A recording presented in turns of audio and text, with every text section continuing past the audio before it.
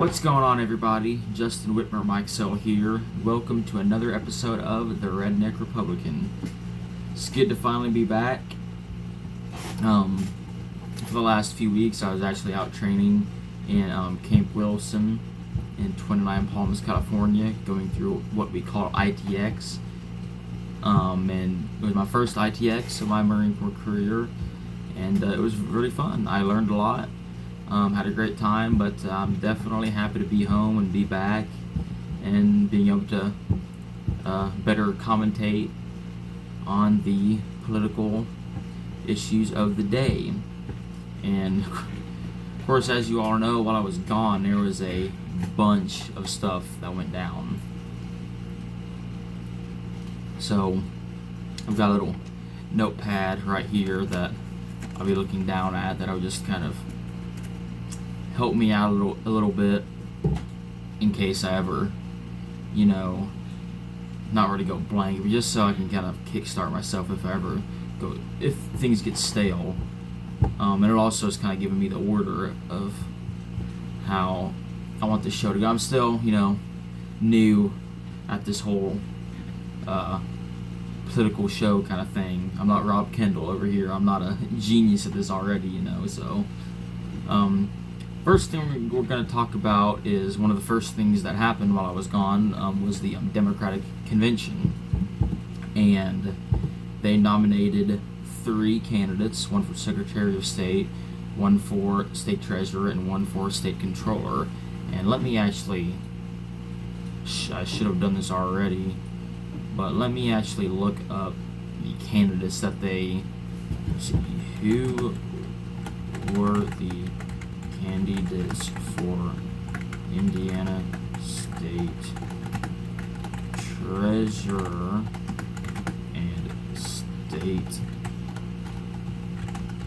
Controller for the Democrats.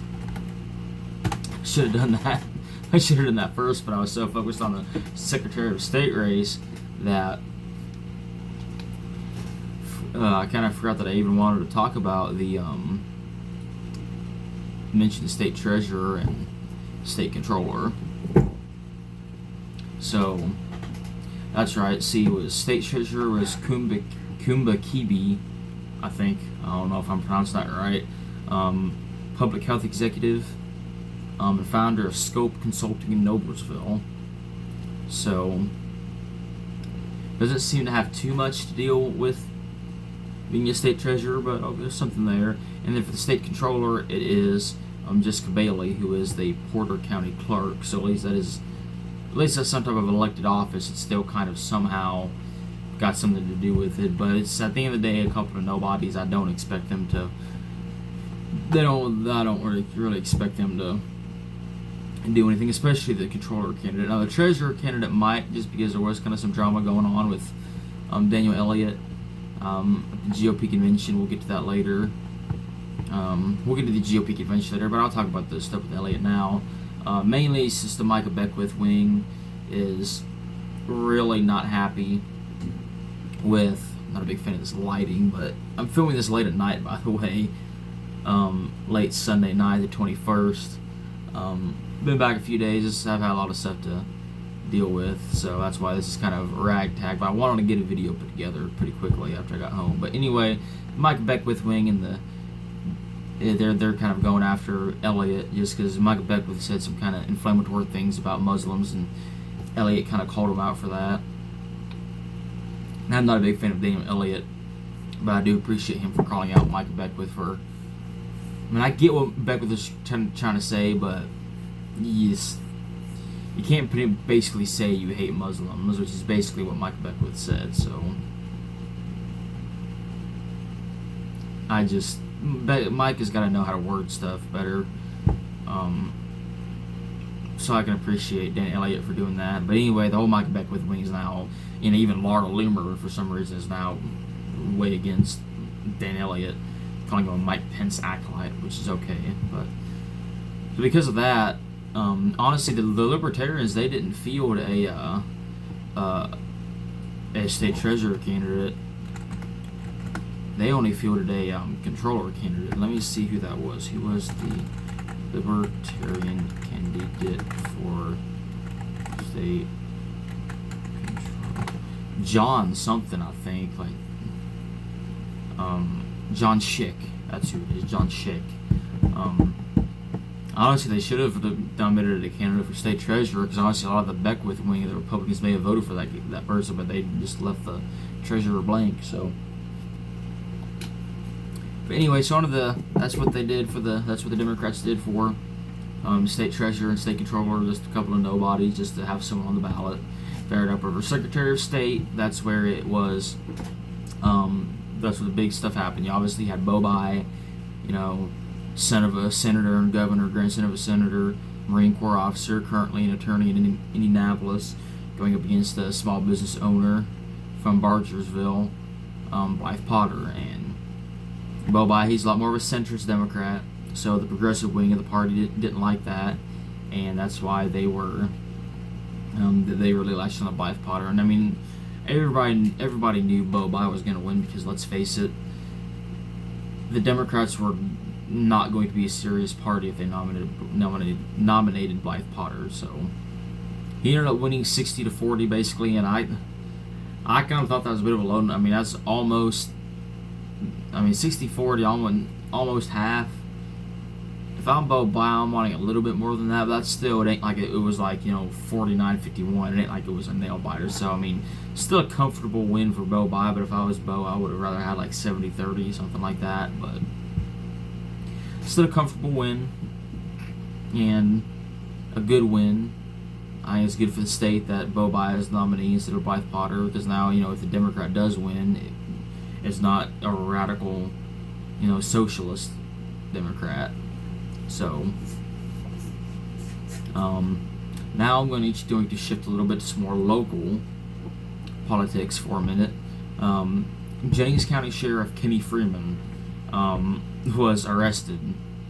Now, I think I talked about this before in some of my endorsements videos, but he got arrested for stealing the campaign signs of his opponent. So basically, what the rundown of what happened was, most news outlets don't say who the candidate was. I'm pretty sure I saw somewhere that it was Tom Webster. It was Tom Webster. He had noticed some campaign signs of his were getting stolen, so he put a GPS tracker on some of them. Doing my best Marco Rubio impression over here. Anyway, he put a GPS tracker on some of his signs. Next thing you know, one of them gets stolen. He looks at the GPS tracker. Wait a minute, that's Kenny Freeman's property. He goes there, it's in Kenny Freeman's dumpster. So anyway, the Indiana State Police were doing a long investigation, and they a jury ended up indicting him, and Kenny Freeman turned himself into the Ripley County Jail. Imagine that, Ripley County. But yeah, he's being charged with, let's see,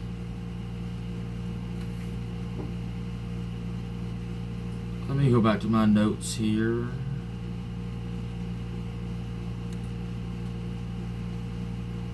So he's being charged with 2 misdemeanor counts of theft and a 3 level 6 felony counts of official misconduct, obstruction of justice, and perjury. I mean, it's just, my family has some personal experiences with Kenny Freeman that we all knew this guy was a corrupt scumbag, but it's like, damn, over fucking campaign signs. So, but I think it's really cool. I think it's really cool that the special judge is Jeff Sharp here in Ripley County. A guy I did vote against, by the way. I voted for his opponent, Shane Tucker, in the primary, but I got to meet Jeff Sharp, and really great guys, and a great job as the judge, and I was not dismayed at all that he beat Shane Tucker, because I even though I liked Shane Tucker, Jeff Sharp was a great judge.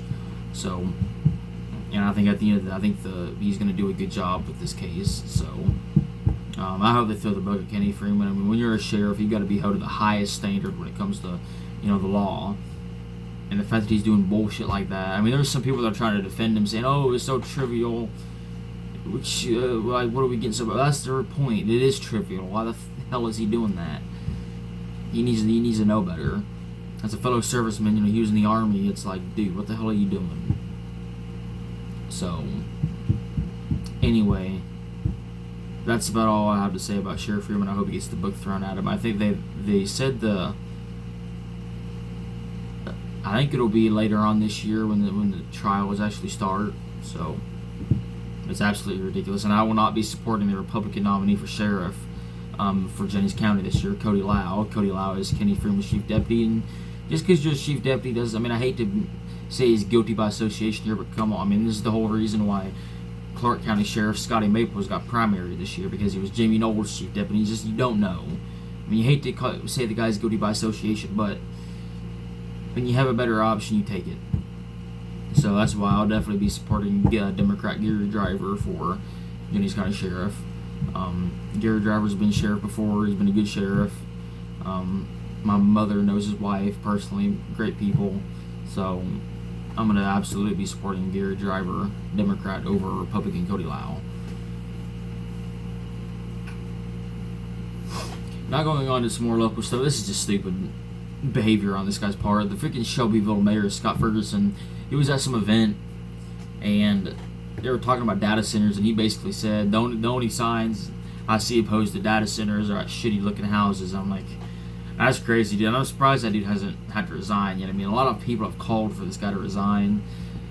He hasn't yet, but he needs to. I mean, that's just absolutely ridiculous. You would talk about your constituents like that, especially when it's something like data centers. If the constituents are actually being stupid, maybe I can see that. No, I'm just joking. But no, when it comes to data centers, we're like, this is just the perfect example of grassroots versus establishment. Basically, all the citizens around here, every data center going in, the grassroots is against, but the establishment's for. I mean, it's insane. And it's just that dude needs to resign, and he's gone. The fact that he said that. So now I want to shift a little bit over to some more national. This isn't national, but it's statewide. It's for a different state. I want to talk about Rob Sand and the guy he chose to be his running mate for Iowa Lieutenant Governor. Rob Sand is running for Iowa Governor. They're both Democrats. Rob Sand, he's more of a centrist Democrat. I've interacted with him on Twitter. He follows me on Twitter, and I think he'd be a great governor of Iowa, because he actually truly cares about governing the right way, and he's not worried about the party label. And he's done a great job at being the Iowa State Auditor. He chose Dave Muehlbauer. Dave Muehlbauer, I think I'm pronouncing that right, as his running mate. And if you'd like to tell, Dave Muehlbauer is a county supervisor. I'm not exactly sure what that is, but it's some type of elected position. I believe it's probably similar to a county commissioner here in Indiana, I would assume. But he's also a farmer, and the guy looks like a Republican. I mean, this guy's big, always wearing cowboy hats, country-looking guy. I mean, I see what the guy's doing there, but again, he also appears to be more of a centrist-type Democrat. And he also appears to be more of a centrist type of Democrat. And I like that. I love this ticket. I'm all about supporting. I think the National Republican Party needs to get kicked in the teeth a little bit, because they think they're invincible, and they need to know they're not. So that's why I kind of want to support more different party candidates where I think they are viable. Obviously a lot of the Democratic Party is still absolutely insane. But, Rob Sand and Dave Muehlbauer is a ticket that I can 100% get behind. I think if we start electing more Democrats like Rob Sand, Dave Muehlbauer, Bo Bai, if someone like Kyle Sweetser in Alabama would have gotten nominated, or someone like Jeff Duncan in Georgia would have gotten nominated, if we have more conservative-ish, just centrist Democrats being nominated, I think that would be a great thing for America. And I think we need more centrist Republicans being nominated as well. So, but anyway, I think that is a great choice for Rob Sand. And like I said, I'm going to be a big Rob Sand supporter in November. Let's switch to some international news a little bit. It appears that Keir Starmer is going to resign as UK Prime Minister, and I just think it's so funny. I mean, this guy's tenure has been absolutely. I mean, the UK Prime Ministers, they get progressively more unpopular. I mean, you had freaking Liz Truss, who didn't even last a few months, and Rishi Sunak, people hated him even more, and then Keir Starmer, people hate him even more. It's like, man, that's got to be like the least wanted job on the planet right now is UK Prime Minister. Absolutely hilarious. But even Trump announced that he was gonna Trump announced that Keir Starmer was gonna resign before Keir Starmer has even said anything like that. I mean, like, bro. Then of the Iran war, Trump signed that memorandum of understanding or whatever. To me, it seems like it was just a bunch of bullshit. I mean, I don't know why we went in there. Why didn't we just completely annihilate them? I can look at Venezuela. We went in there, got Maduro, got the hell out, nothing flat. It was great. I get that it's a different thing. It was like with Iran, it started out good. How we took out their leader, and then we just kind of went blah. And it's like, what are we doing? And it's the same bullshit that we do with the war on terror. We just kind of sat there and didn't really do anything. It's like, dude, if we're gonna go there, let's go there and let's annihilate them. And now we've got this bullshit memorandum of understanding. And it's basically like, we gotta try it. Like, we're just taking Iran's word for this shit. I'm like, dude, that's not a good idea. But of course, Trump's over here saying, oh, other countries have ballistic missiles. It's a little unfair to them. It's like, no, dude, no. Iran shouldn't have nukes. They shouldn't have a ballistic missile. Nothing. They've shown they can't be trusted with it. Okay, I don't care if it's fair or not. Like, come on, bro. I said all the shit of Hormuz is back open back up, and now some people are reporting it's closed again. It's like, dude. It's like Americans died, our wallets got fucking demolished, and it seems like not much has been accomplished. But if I get proven wrong, I get proven wrong, and I hope I do get proven wrong. But it doesn't seem like I will. It seems like this whole Iran bullshit was just bullshit. But anyway, let's move to something a little bit more positive now. Looking at the Colts, I want to talk a little bit of sports. Seems like the OTAs and minicamp have been going pretty good. The big story is that Daniel Jones has been progressing really, really well to the point where they think he's going to be ready week 1. And it's just absolutely insane to come back from Achilles that fast. And he looks good. You watch the videos of him in 7-on-7. This guy looks good. So it's very promising. I like Pierce had a surgery back in May, and now they think he won't be back till maybe a couple weeks in the season. A little bit disheartening, but I mean, even though we traded away Pittman, we still got Downs. He's great. Ashton Doolin has been looking good in camp apparently, so that's great. And obviously we got Tyler Warren at the tight end, so I think the Colts are gonna be fine when it comes to that. But the rookies have been looking good apparently, from what I can tell. I haven't paid as much attention to the Colts as I have in the past, like for OTAs and minicamp and stuff, but as it appears, stuff's looking good, so always very promising. I plan to go to a few games this year like I did last year, so you'd think going on the John Rush show as much as I do, I'd be used to talking like this, but here I'm talking absolutely constantly. Obviously, with the John Rush show, I get breaks and stuff like that. I don't see how Rob Kendall does this shit for freaking 3 hours. I'm only 19 minutes in, and I'm drinking water constantly. But anyway, like I said, hopefully we'll get better. This is gonna get better. It was getting better, and taking out 3 weeks off basically kind of hurt a little bit. But I want to get more in the groove of things. So I think that's about all I was wanting to say about the Colts. I want to get into a more somber subject here. I swear I think Southeast Indiana is cursed.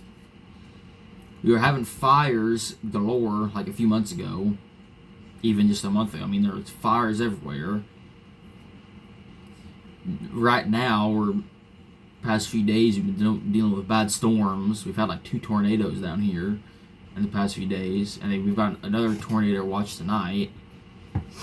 And then, while I was gone, I swear about every day I'd open up my phone and see a news article about a new car crash and somebody dying in a car crash.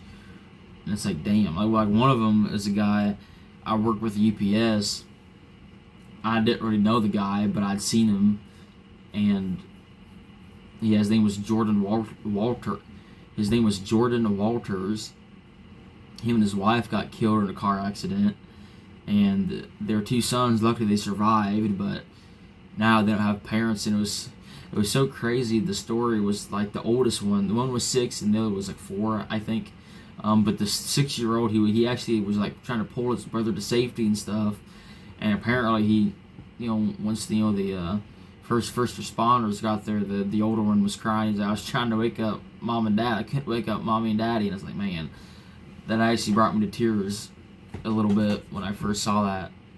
Like, I'll be honest, I cried when I read that. I was like, man. But luckily they got family that's going to step up and take care of them. But I was like, but again, they're not the only ones. I've seen, like, I swear, like 2 to 4 or 5 other people have died in car crashes, or at least been injured in car crashes around here. And I think this place is cursed. And like I said, all the fires they've had, all the car crashes, and all the bad storms, which are actually like damaging things badly. I mean, Ohio County and Dearborn County got fucked up. Scott County and Jefferson County, especially the Hanover area, got fucked. I said tonight. Hopefully nothing bad happens tonight. But anyway, let's go. I just wanted to honor them a little bit, the Walters family, mention them. But now let's talk about the big ordeal, the main thing I wanted to talk about. I thought about starting out with this, but I'm like, no, people's gonna listen to that and skip the video. So I wanted to put this towards the end, so maybe people would watch the whole video. But GOP convention was yesterday, actually, as we're recording this on the 21st.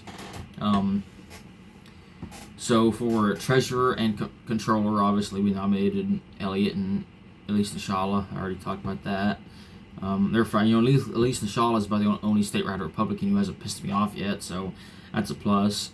Elliott was fine too for a while, until they just decided to, be all about Diego until it wasn't cool, and then want to bitch about him. It's like, you could have, why didn't we bitch about him before? But whatever.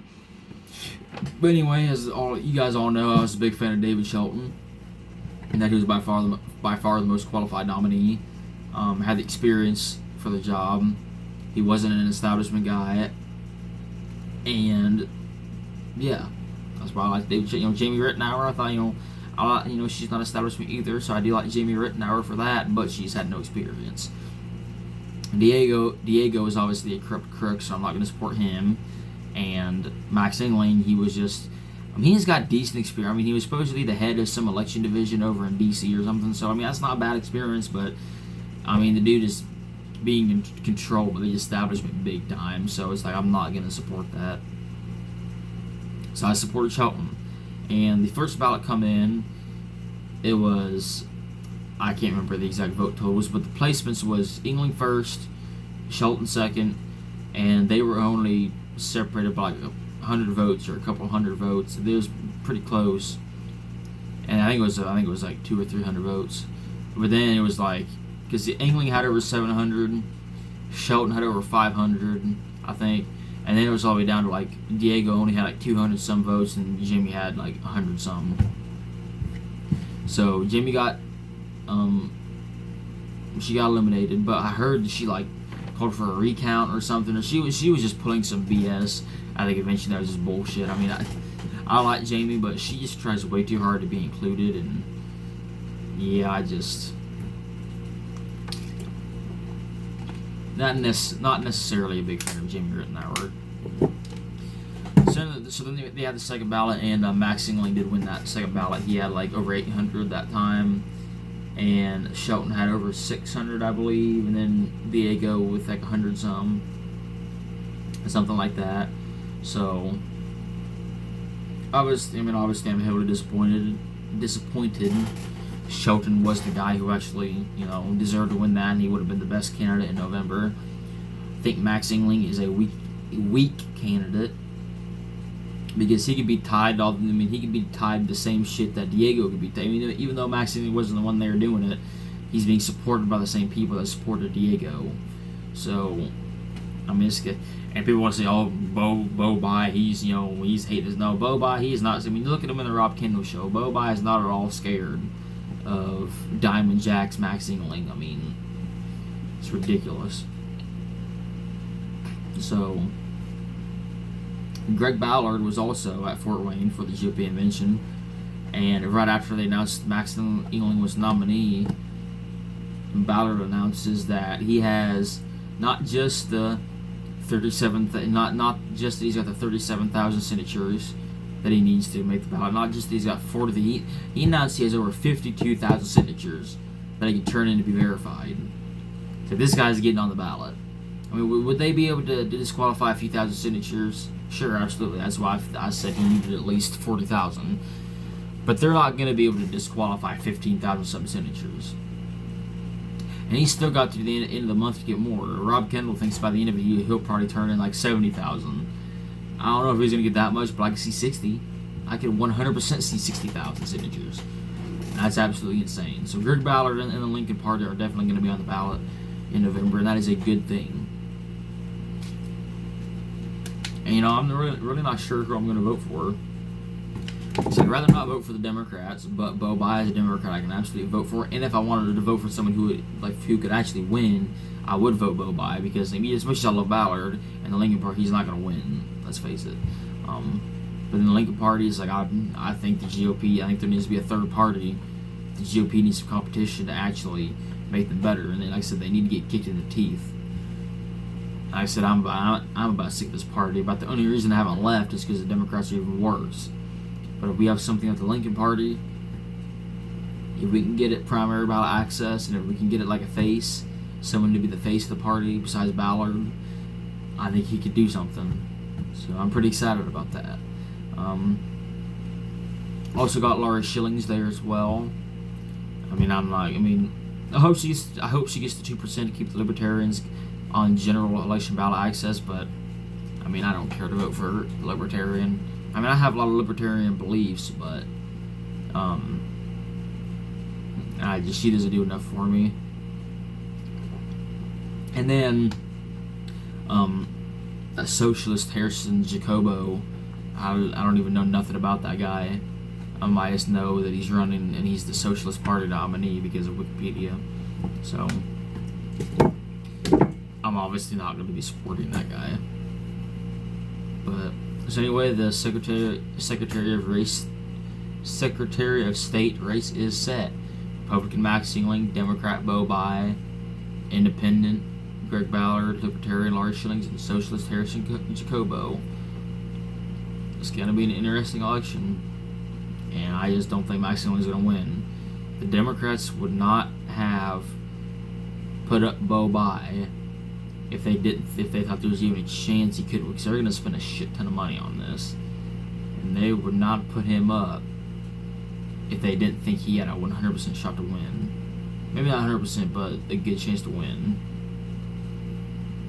And they're not going to underestimate like they did last time. I mean, the last time they ran a bye in 2016, I think they did underestimate the Republicans and Todd Young. They kind of thought they were just going to waltz into that. So they kind of, like I said, they didn't try as hard, and next thing you know, Todd Young pulled the upset. They're not going to do that this time around. They are going to pull out all the stops on Max England and Greg Ballard, for that matter. So, like I said, my prediction is that Bo Bye is going to be the next Secretary of State of Indiana. If I'm wrong, I'm wrong, but I don't think I am. But as Carson Miller likes to point out, I'm fucking about 0 for everything on my on my predictions right now. So we'll see. Speaking of Todd Young, looking into 2028, it appears to be that a lot of people are thinking Aaron Houch might be the person, might be the MAGA candidate to try to primary Todd Young in 28. And I could see it. I would love it, because I would get her the fuck out of my congressional district, because I hate being represented by her. And by the way, I would be Todd Young's strongest soldier at that point. Even though I'm no Todd Young fan. I mean, I got plenty of issues with Todd Young. but I would be his strongest soldier against Aaron Houchin. She runs for that, and okay, who runs for her seat? And a person who I think could run for that would be John Schneider, the actor who played Bo Duke. I'll be thinking, what the hell are you talking about, Justin? The actor who played Bo Duke in The Dukes of Hazzard, John Schneider, lives in Madison, Indiana. He married a chick who is from around here, and now he lives down here. And he is buddy with the establishment GOP in Indiana. Madison Mayor Bob Courtney, State Senator for District 43 Randy Maxwell, Governor Brown, Senator Banks, all of them. Any political event you see around here, John Schneider's there. John Schneider has never actually said anything himself about wanting to run, but they're gonna want a guy who's got some juice, because they're gonna want an establishment person to take over for Aaron Houchin. They're not gonna want a grassroots person. They're not gonna want to have to risk that. They're gonna want someone with some juice. I mean, are there some state politicians that they could? I could see Chris Garton, maybe the state senator. I could see him. He would have some juice, maybe. Maybe Jim Lucas would run around, but the establishment wouldn't back Jim Lucas anyway. I mean, maybe Randy Maxwell. Speaking to him, maybe I could maybe see him, and then Garrett Baskin, the state rep in District 68, running for Maxwell. So I could maybe see that, but I think they would want someone with some juice, and I think that someone would be John Schneider. So that's just my prediction for that. Like I said, I just don't be surprised if all of a sudden John Schneider comes out of nowhere and runs for Congress. In 2028. And also in 2028, you got state senate races. I'm probably going to support all the people who oppose redistricting, mainly Jean Lysing. If she runs for re-election, I'll be a big Jean Lysing supporter in that, but we'll see what happens. So, well, this video made it to a little bit over a half hour, at least on the raw recording of it. I don't know what I'm going to cut it down to, even if I cut it down that much at all, I don't know. But I think that's about all I wanted to talk about. I mean, I've hit everything on my little notes right here, so I don't think I have anything else to add. But as you can tell, it was some crazy shit happened while I was gone. I said it'll be a very interesting election season in Indiana, for sure. And, for Secretary of State, I'm not going to support Max Singling. I'm not going to support an establishment stooge. I'm not going to support some fucking DC swamp creature. It's like, everybody wants to bitch about Bo Bybee from the East Coast. It's like, well, this guy, English's from DC. I don't DC my Indiana, okay? Like, shit, there was, Bo Bybee wants to make Indiana like California. Well, Max Singling probably wants to make Indiana like DC, and I don't want that. I mean, heck, if we're going to play this game, the only true Hoosier in this race is the only true Hoosier who is going to do anything in this race is Greg Ballard. I mean, you got Shillings, Jacobo, whatever, but they're not going to get 5%. It's like the only one who's actually going to get any decent amount of vote, besides the two main party candidates, is Greg Ballard. So if we really want to play the Hoosier game, Greg Ballard's your guy. So if I had to guess right now, I'd probably support Greg Ballard, just because I really want that. I really want that Lincoln party to get on the ballot. And and at the end of the day, like, I don't. If it was Diego, I'd vote Bo Bybee, because I don't need someone like Diego who's just brazenly corrupt back in there. Do I think Max Stilling will be too? Probably, but we don't know yet. So like that's why I'm not so concerned. If he does get elected as whatever, I think he's gonna be shitty, but I'm not gonna be crying if Max Stilling gets elected Secretary of State. And like I said, at the end of the day, I really want that Lincoln party on the ballot. I think it would do a lot of good for Indiana. So that's my thought process there. So if I had to guess, I think I'll probably end up voting Ballard. Now, I'm not going to endorse Ballard just yet. I'm not going to endorse any candidate just yet. But I do. For right now, I'm leaning Greg Ballard. I will say that. I am leaning Greg Ballard. So, anyway, I think that'll do it for this video. I'll quit rambling on now because I've hit everything I wanted to hit. We're at 35 minutes, so a decent time.